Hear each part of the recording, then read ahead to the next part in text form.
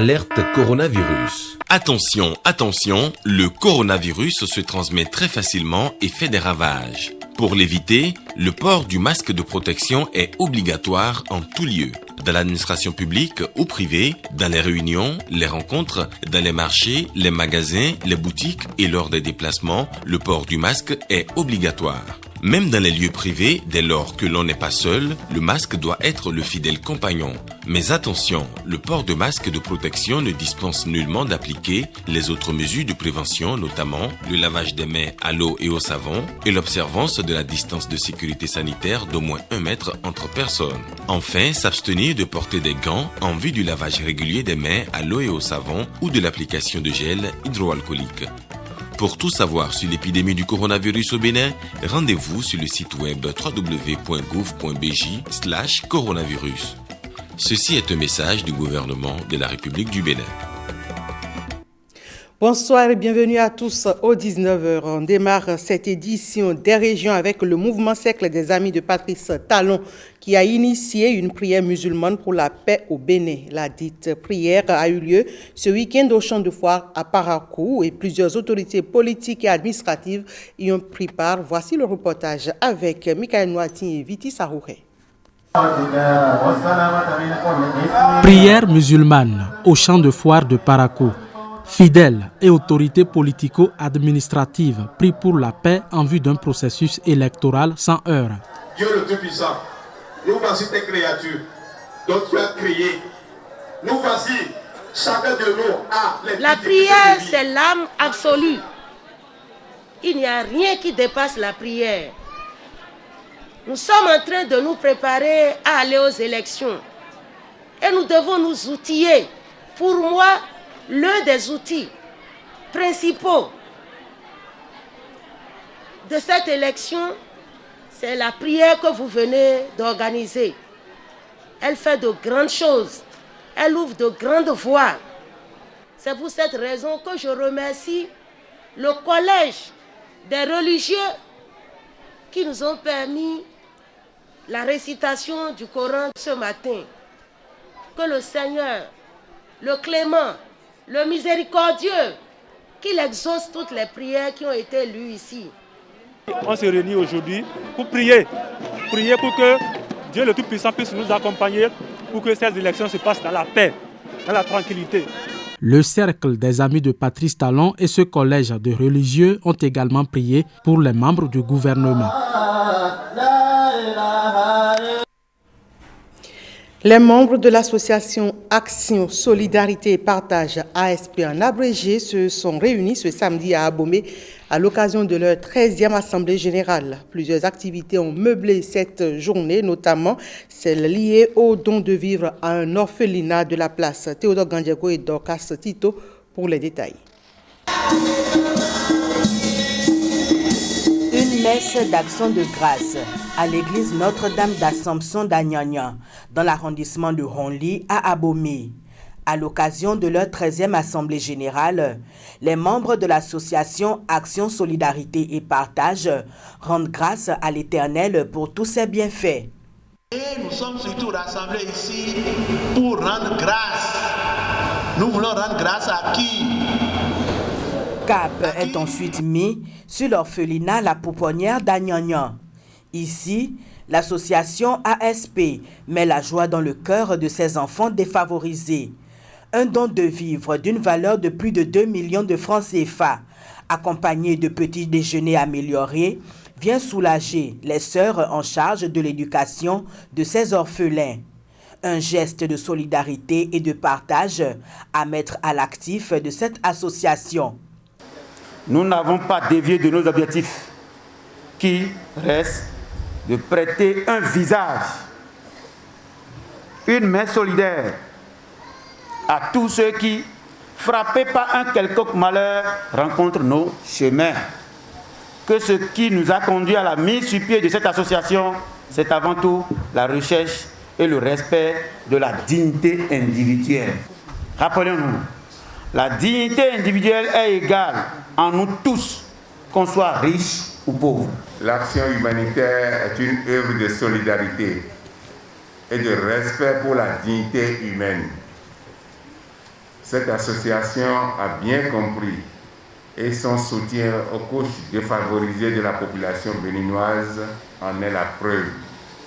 C'est le lieu pour moi de vous témoigner la sincère gratitude de toute la population d'Abomey pour ce geste qui sera gravé à jamais dans les annales de l'histoire de cet orphelinat. Je nourris l'espoir de voir que tous les efforts consentis jusque-là, ceux en cours et plus encore la détermination de l'ASP dans cette lutte aboutissent à une réduction considérable de la pauvreté et des inégalités sociales dans notre pays. Des communications débats sur des thématiques liées à la vie de cette association sont aussi des points inscrits à l'ordre du jour. Les droits et devoirs d'une association à but non lucratif, cas de ASP, est une communication présentée par Victor Topanou, professeur à l'université d'Abomey-Calavi. La formation continue de ses membres. La journée internationale de lutte contre les mutilations génitales féminines a été célébrée ce samedi 6 février 2021. Mais en prélude à l'événement, le ministère des Affaires sociales a initié une campagne de communication, de campagne dialogue communautaire dans les localités du Septentrion. Ce sont des séances d'échange participatifs et interactifs entre acteurs des communes et autorités sur le phénomène de mutilation génitale féminine. Suivez le point de l'étape de Banikwara dans la Liborie avec Christian Ganjo et Olviga Messan. Mutilation génitale féminine. Mutilation génitale féminine, plus jamais ça à Banikwara. C'est le slogan qui a sanctionné cette étape du dialogue communautaire dans la Liborie. Les forces vives des communes de Kandi et de Banikwara se sont retrouvées pour réfléchir à comment tourner définitivement dos aux mutilations génitales féminines, dont l'une des formes est l'excision. Les mutilations génitales, c'est une pratique ancienne de plus d'un millénaire, recouvrant l'ensemble des interventions qui consistent à altérer ou à léser les organes génitaux de la femme pour des raisons non médicales. Elles sont considérées au niveau international comme une violation des droits humains des femmes et des filles, notamment de leur droit à la santé, à la sécurité, à l'intégrité physique, ainsi que leur droit à la vie lorsque ces pratiques ont des conséquences mortelles. Aujourd'hui encore, la population féminine continue d'être victime de cette pratique néfaste qui a des conséquences horribles sur leur épanouissement. Mesdames et messieurs, je voudrais solliciter à cette occasion et pour ce faire votre participation active aux échanges de ce jour afin qu'ensemble, nous puissions aboutir à des approches de solutions pertinentes et applicables pour une éradication définitive de ce fléau qui refait surface dans certaines de nos localités. Un panel de discussion a été constitué à l'occasion des échanges dirigés par la directrice générale des affaires sociales Memouna Baboni Yakoubou. On retient que la pratique existe toujours à Banikwara en dépit des efforts. La pratique existe et si elles ont échappé aux statistiques du ministère des Affaires sociales et de la microfinance, c'est la conséquence de la non-dénonciation. C'est la conséquence du silence coupable de chacun et de tous. C'est la conséquence de ce que le procureur a appelé tout à l'heure ceux qui sont informés et qui ne dénoncent pas. Et la loi les invite vivement à dénoncer pour contribuer à l'éradication de ce phénomène. Dès lors, des engagements sont pris en vue d'une intensification de la lutte contre les mutilations génitales féminines. Je puis vous assurer de mon entière disponibilité et de mon engagement à mettre au cœur des priorités du département cette pratique. Nous prenons également l'engagement de dénoncer les pratiquants de ce fléau. La séance a également permis au cadre du ministère des Affaires sociales d'exposer les résultats d'une étude sur la persistance instances des mutilations génitales féminines dans les 4 départements du Nord Bénin, ainsi que les sanctions encourues par les exciseurs et leurs complices.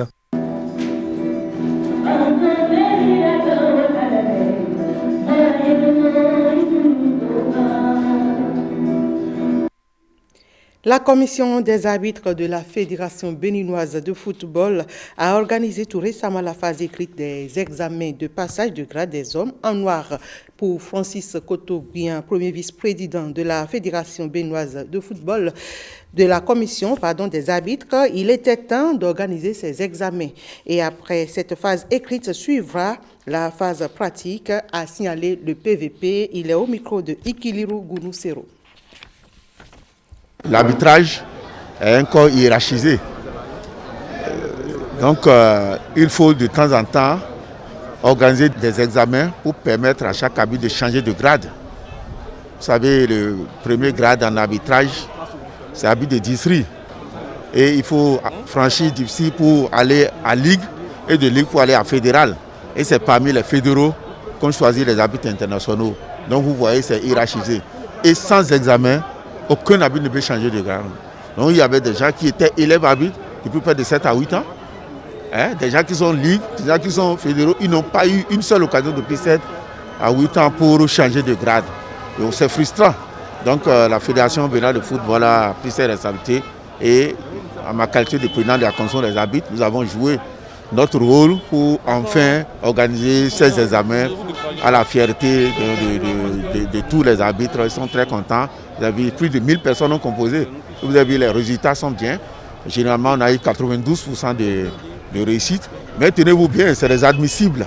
Les admissibles parce qu'après les tests théoriques, il faut maintenant faire les tests physiques. Il faut réussir à ces tests physiques d'abord. Et quand tu réussis à ces tests physiques, tu vas enfin faire les tests de match. Il faut aller sur le terrain et une commission va te suivre sur plusieurs matchs avant de te déclarer admis. Parfois, ça dure des années encore pour qu'on finisse ce processus-là. Donc, je crois que c'est à l'actif du football béninois puisque la qualité de l'arbitrage dépend aussi de nos matchs. Restons dans le domaine du sport pour suivre la première journée de la Ligue Pro dans la zone nord. Dynamo de Parakou a été contraint au partage des points par Dynamique de Djougou. Le club de Parakou s'est fait rejoindre au score par 2 fois. Ikiliru Gunusero et Mikael Noati nous font vivre le film du match. Pour sa première sortie à domicile dans la zone A de la Pro League, Dynamo de Parakou passe à côté de son sujet en concédant le nul 2 buts partout face à Dynamique de la cité d'Ayoua. C'est la chance qui n'est pas souri. Sinon, on avait décidé de remporter ce match. Parce que c'est un match de championnat et c'est doté de points. Donc on est en train de jouer à domicile. On est forcément à avoir les 3 points.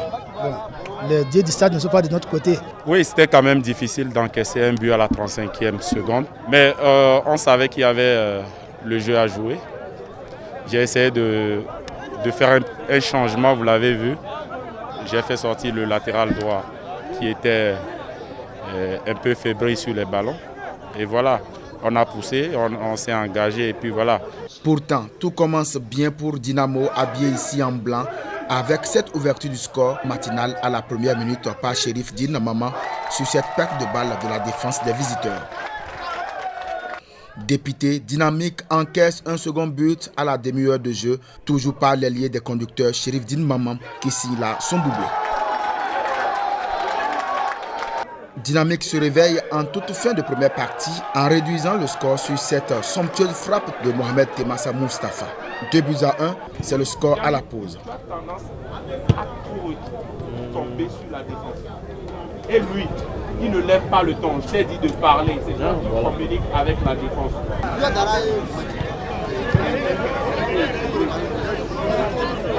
La seconde période de jeu est fatale pour Dynamo de Parakou. Sans repère et sans aucune solution du coach, l'équipe subit et est punie avec cette égalisation de Dynamique à la 70e minute sur ce somptueux coup franc.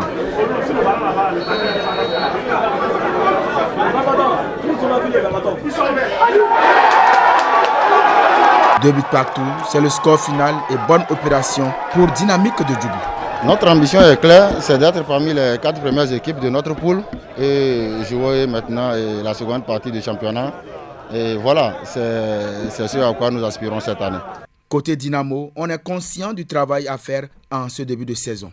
Nous allons continuer à travailler parce que le championnat, ce n'est pas une course de vitesse, c'est une course de fond.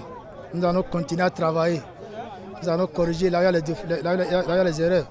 La zone A est ainsi lancée dans cette Pro League, une zone qui s'annonce intéressante. Et c'est tout pour ce 19h. Merci à chacun et à tous de l'avoir suivi.